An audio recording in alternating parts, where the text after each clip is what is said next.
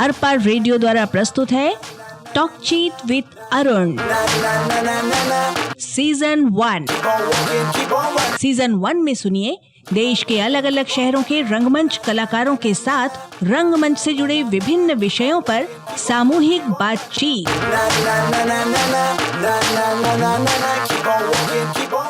नमस्कार, सलाम, जय जोहार।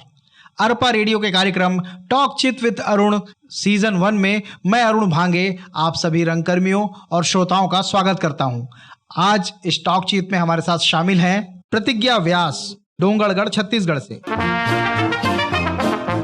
बेनेडिक्ट फ्रांसिस, राजनांदगांव, छत्तीसगढ़ से,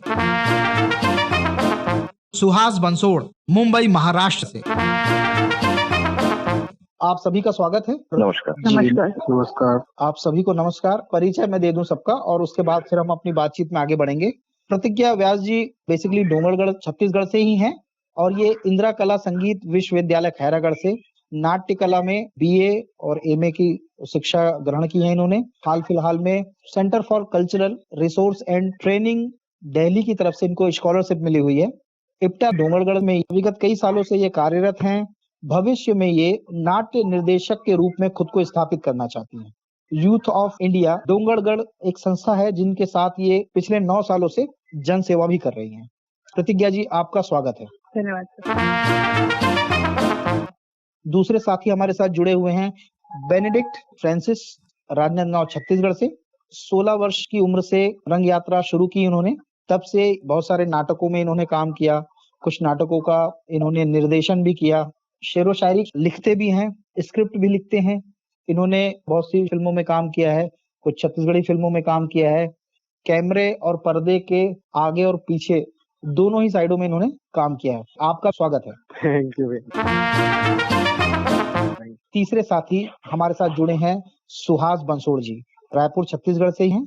फिलहाल ये मुंबई में हैं। पिछले 5 सालों से ये रंगमंच में सक्रिय हैं। कई बड़े निर्देशकों के साथ में इन्होंने काम किया है। इन्होंने screen acting, screen play, writing का कोर्स किया है FTII की फैकल्टीज के साथ में। बहुत सी शॉर्ट फिल्म, कुछ वेब सीरीज और अभी हाल ही में एक फीचर फिल्म जिसमें ये रघुवीर यादव जी के साथ में नजर आएंगे, इन्होंने काम किया है। साथ ही अपनी आजीविका के लिए म्यूचुअल फंड सलाहकार के रूप में अपनी सेवा दे रहे हैं। सुहास जी, आपका भी स्वागत है। धन्यवाद। हम अपनी बातचीत को आगे बढ़ाते हैं। हमारी आज की बातचीत का विषय है, बहुत सारे लोग फिल्मों में जाना चाहते हैं, फिल्में करना चाहते हैं, फिल्में एक्टिंग करना चाहते हैं, फिल्मों से जुड़कर बहुत सारे काम करना चाहते हैं। तो आपको क्या लगता है, फिल्मों में जाने के लिए, फिल्मों में काम करने से पहले थिएटर करना कितना उपयोगी है या कितना जरूरी है? इसके बारे में आप क्या सोचते हैं? सबसे पहले मैं रिक्वेस्ट करूंगा प्रतिज्ञा जी से इस विषय पर वो अपनी राय दें।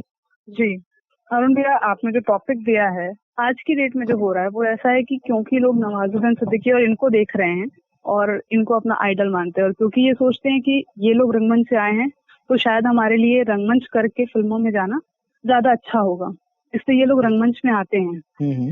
लेकिन जब ये आते हैं तो फिर जो वहाँ का स्ट्रगल है, जैसा हम काम करते हैं जी, वो देख के फिर वो लोग छोड़ देते हैं कि नहीं, फिर उनको लगता है कि नहीं ठीक है, डायरेक्टली मुंबई हम जाएंगे और वहाँ पे हमको डायरेक्टली काम मिल जाएगा। तो ये थोड़ा सा दिखता है। जो आज हमारे यहाँ पे भी जो स्टूडेंट्स आते हैं वो इसलिए आते हैं क्योंकि उनको फिल्मों में जाना है। तो अच्छा है अगर आप रंगमंच में उतना अपना समय देकर और अपने आप को उस बेहतरी से बनाना चाहें तो, और अगर आप टाइम नहीं देंगे रंगमंच में तो फिर कोई फायदा नहीं है आपको इधर आने के लिए। जी, ठीक है। तो आपका कहना है कि अगर रंगमंच में आए हैं तो उसमें पूरा समय दें, पूरी मेहनत करें और खुद को तराश के फिर आगे बढ़ें।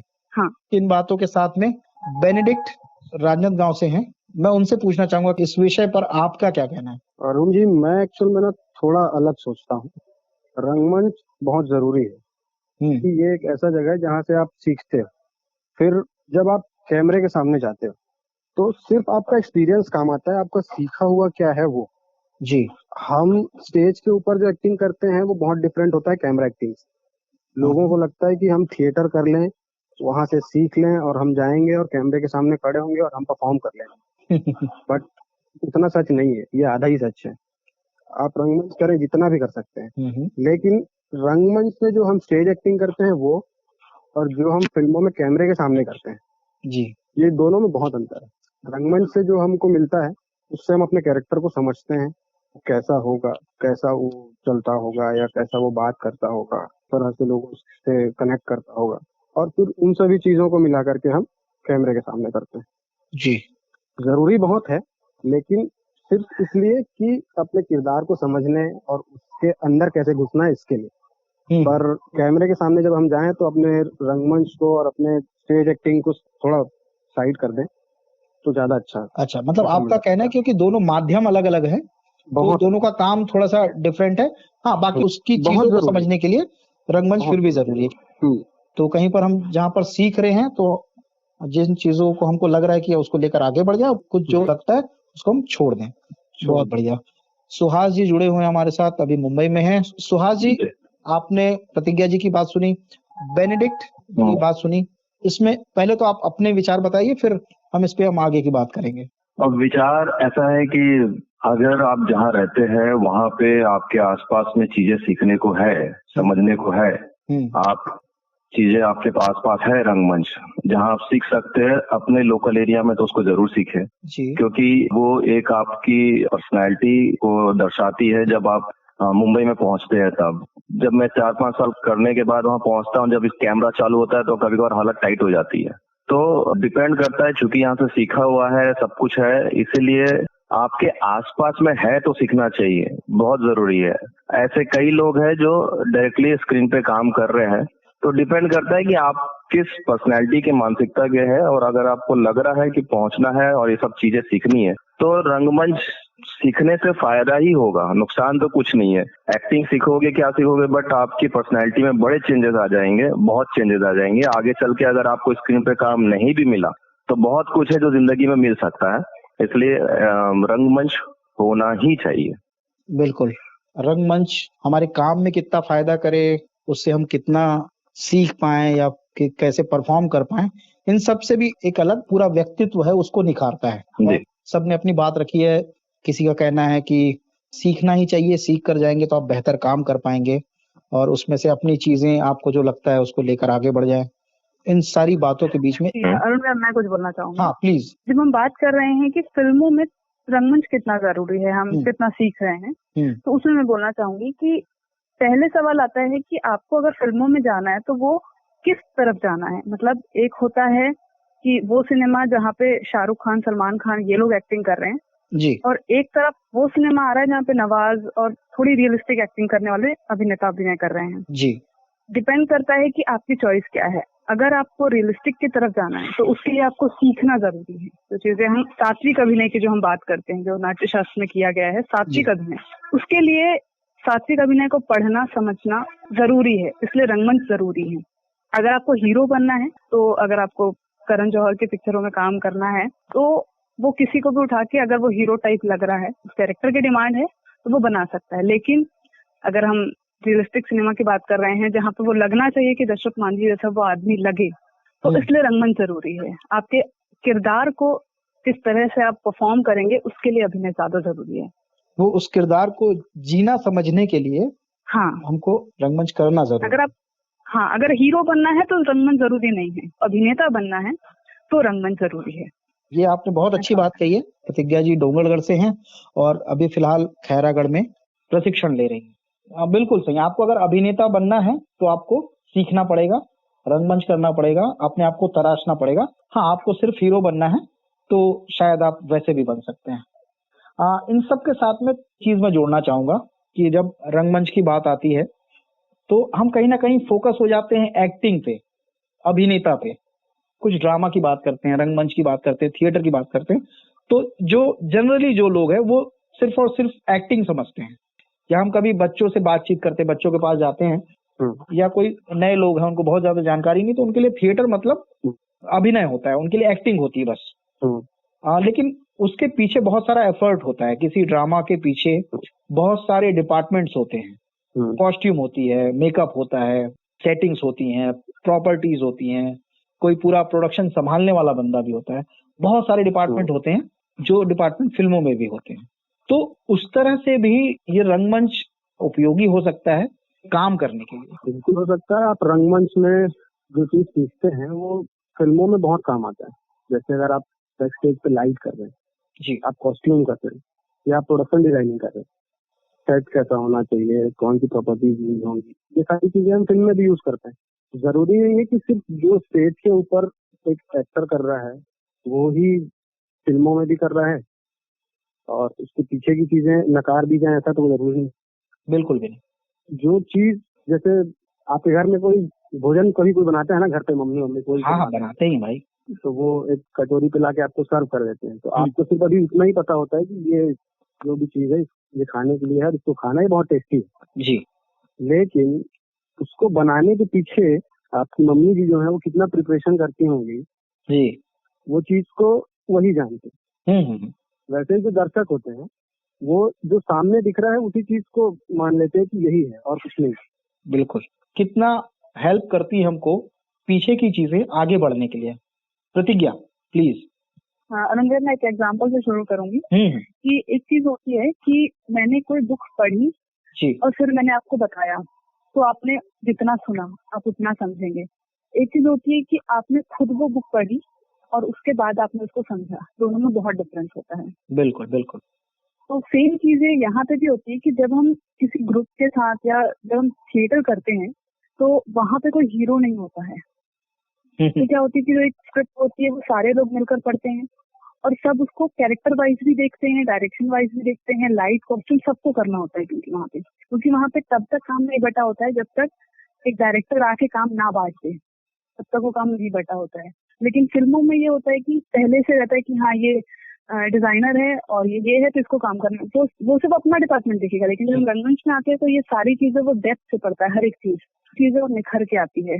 जब हम लाइट की बात करते हैं तो कैरेक्टर की डिमांड भी समझ जाता है आदमी कि हाँ ये कैरेक्टर कौन सी लाइट डिमांड कर रहा है उस टाइम पे, ये चीज होती है। और एक दो चीजें हैं जो मैं हमेशा एडमायर करती हूँ कि जो अभिनेता होता है जरूरी नहीं है कि वो एक अच्छा डायरेक्टर हो, जरूरी नहीं है, लेकिन जब एक डायरेक्टर की बात आती है, निर्देशक की बात आती है, तो उसको एक अच्छा अभिनेता होना जरूरी होता है। मेरे हिसाब बहुत जरूरी है, उसको एक अच्छा लाइट मैन होना चाहिए, क्योंकि अगर वो ये सारी चीजें नहीं जानेगा तो वो आगे एक्सप्लेन नहीं कर सकेगा। और ये सारी चीजें कहीं ना कहीं हम रंगमंच में बेहतर सीखते हैं तो हम फिल्मों में जाके भी और अच्छी तरह से कर सकते हैं। बिल्कुल। प्रतिज्ञा की बात के साथ में सुहास जी आपको जोड़े कि टेक्निकल जो चीजें हैं थिएटर की वो हमको कितना मदद करती है? देखिए ये डेडिकेशन पर है आपके, क्या आपका डेडिकेशन है। क्योंकि क्या होता है जब हम लोग स्टेज रंगकर्मी जब बनने आते हैं, कितने लोग हैं जो ये बोलने आते हैं कि भाई मैं लाइटमैन बनूंगा, मैं बैक स्टेज में ही काम करूंगा, मैं मेकअप ही करूंगा, मैं म्यूजिक ही करूंगा। हर कोई की जो एक आशा होती है कि यार मुझे ना एक काम करना, थोड़ा सा कहीं रोल दे जाए। तो डिपेंड करता है, जैसे आप भी देखेंगे एज एन एक्टर भी अच्छे हैं और एक मेकअप आर्टिस्ट भी बहुत अच्छा, सेट डिजाइन भी बहुत अच्छा करते हैं। ये डेडिकेशन पे डिपेंड करता है कि आपका क्या डेडिकेशन है। जब मैं मराठी फिल्म कर रहा था पुणे में तो ललित कला केंद्र का एक बंदा था जो मैंने उसकी एक्टिंग इतनी जोरदार थी और मैंने उसको मेरा मेकअप करके देखा 1.5 घंटा, तो मैं चकित रह गया। कहने का मतलब ये है कि मतलब मैंने उसको बोला यार तू इतनी अच्छी एक्टिंग करता था, मैंने तेरे को पहली बार तो 1.5 घंटा मेरा मेकअप किया, मेकअप देख करके मैं तो दंग रह गया। तो बोले नहीं मैं मेकअप भी करता हूँ, ये भी करता हूँ कर। जब आप उस इंडस्ट्री में जाते हो ना तो आपको पता नहीं होता है कि आप कहाँ जाओगे, आपको आना सब चाहिए। रंगकर्मी क्या है ना कि आपको जमीन में बैठाना सिखाता है कि भैया जमीन में बैठ के कैसे खाते हैं और यूनिटी में कैसे खाते हैं। तो आपका डेडिकेशन किधर है? मेरा फोकस जैसे अभिनेता बनने का है तो मैंने थिएटर भी ज्वाइन करके रखा, फिर स्क्रिप्ट राइटिंग, फिर फिल्म मेकिंग, फिर अलग अलग चीजें सीखता रहा। तो आपको क्या लेना है रंगमंच से जी, आपको क्या चाहिए, वो डेडिकेशन कितना है वो आपको बहुत लेके जाएगा वहाँ पे। कि मैंने कभी संगीत पे काम नहीं किया, वो काम नहीं किया, क्या काम किया वो आपको बहुत जरूरी है। कई लोग लाइट ही करते हैं और लाइट अच्छा करते हैं, बहुत सारे कई लोग हैं जो एक मेरा पहचान का जो भी मिला वो कई बार स्टेज में पृथ्वी थिएटर में उसने साउंड का काम किया है कई प्ले में और उसके बाद फिल्मों में साउंड का काम किया उसने। आपका डेडिकेशन लेके जाएगा कि आप किस में ज्यादा आप फोकस करना चाहते हो, थिएटर में भी और वहाँ पे भी सेम है। फिल्म इंडस्ट्री में जाएंगे तो जिस तरीके से हीरो सामने दिखता है उसके पीछे भी इतने लोग हैं कि जहाँ पे आपको सैल्यूट करना ही पड़ता है। वैसे भी यहाँ जैसे स्टेज में भी सैल्यूट करना पड़ता है पीछे वाले लोगों का, वहाँ भी सैल्यूट करना ही पड़ता है। दोनों जगह दोनों माध्यम में सब जरूरी है। हाँ, सीखना जरूरी है, और आप अगर कुछ करने जा रहे हैं तो उसके साथ जुड़ी हुई चीजें आपको जानना जरूरी है। आपको पता नहीं है कि आपको क्या मालूम, आपको मेकअप आर्टिस्ट बेहतरीन आपका हाथ चल गया कहाँ, कुछ पता नहीं, क्योंकि सिर्फ एक्टिंग करने में आ जाना, आपके साथ सब पूरा प्रोडक्ट लेके निकलना पड़ेगा। आप रंगकर्मी बोल दिए तो सिर्फ एक्टर नहीं हो रंगकर्मी की, आप पूरा रंगमंच लेके चल रहे हो। इन सब बातों से मुझे एक बात समझ में आ रही है, हम जिस तरह के रंगमंच के साथ जुड़े हुए हैं, जिस तरह का थिएटर हम कर रहे हैं, क्योंकि हम बहुत कमर्शियल नहीं कर रहे हैं, हमारे पास सीमित संसाधन होते हैं और जरूरतें ज्यादा होती है। तो जब जरूरत होती है ना, तो लोग अपने आप सीखने लग जाते हैं। बहुत सारी टेक्निकल चीजें फिर हमको करनी पड़ती है, फिर हमको कॉस्ट्यूम भी खुद से करनी है तो हम सीखते हैं, मेकअप भी कई बार हमको खुद से करना है तो हम सीखते जाते हैं, हमको कई बार कोई प्रॉपर्टी यूज करनी है, वो हमारा दिमाग चलने लग जाता है और वो हमको पता नहीं चलता रंगमंच करते हुए। जब ये टेक्निक सब हमको आती है, कहीं ना कहीं हम अपग्रेड होते जाते हैं टेक्निक्स के साथ।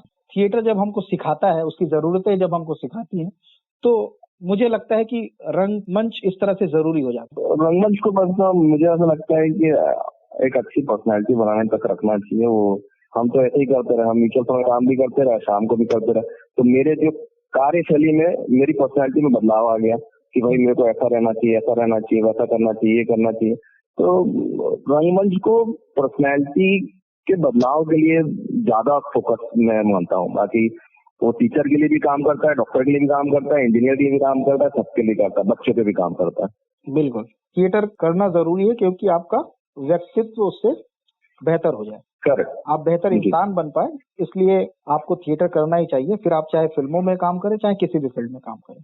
तो इस बात के साथ में बस मैं आप तीनों से जानना चाहूंगा, हमारे श्रोताओं के लिए अपना कोई संदेश देना चाहे तीनों, तो बेनेडिक्ट राजनांदगांव से हैं, अपना कोई संदेश हमारे श्रोताओं को देना चाहें। रंगमंच से अगर मैं कोई संदेश देना चाहूँ तो मैं यही कहूंगा कि रंगमंच करें, ये आपको आदमी से इंसान बनाएगा, इतना ही।